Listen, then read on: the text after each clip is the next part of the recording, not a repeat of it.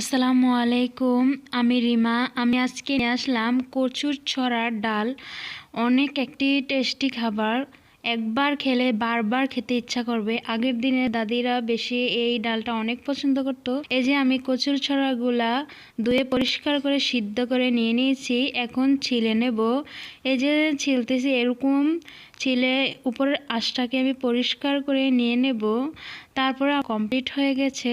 এই যে ছিলা হয়ে গেছে। এখন আমি এগুলাকে একটু ভালো করে মেখে নেব, যেন দানা দানা ভাবগুলা না থাকে।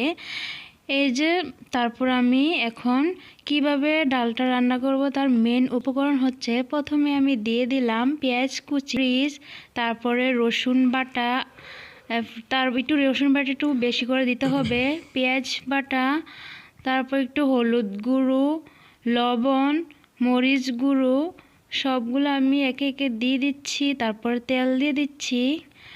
তারপরে এই যে কাঁটাগুলো আমি বেছে নিয়েছি, একটু সিদ্ধ করে দিয়ে যত কাঁটা ভাবগুলো না হয় ডালের মধ্যে, সবগুলো আমি মেখে নিচ্ছি। এই যে আমার মাখা কমপ্লিট হয়ে গেছে। এখন আমি গরম পানি অ্যাড করে দিয়েছি।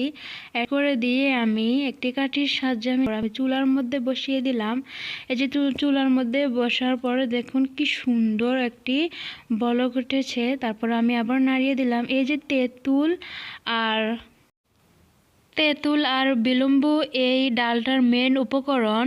এটা টেস্টটা আসবে না, অনেক মজা হয়। তো আর বিলম্বুটা দিলে টকটক ভাব আসে। তারপরে এই যে আমি একটি ম্যাগি মশলার প্যাকেট দিয়ে দিলাম, যাতে টেস্টটা ভালো আসে, খেতে অনেক মজা হয়।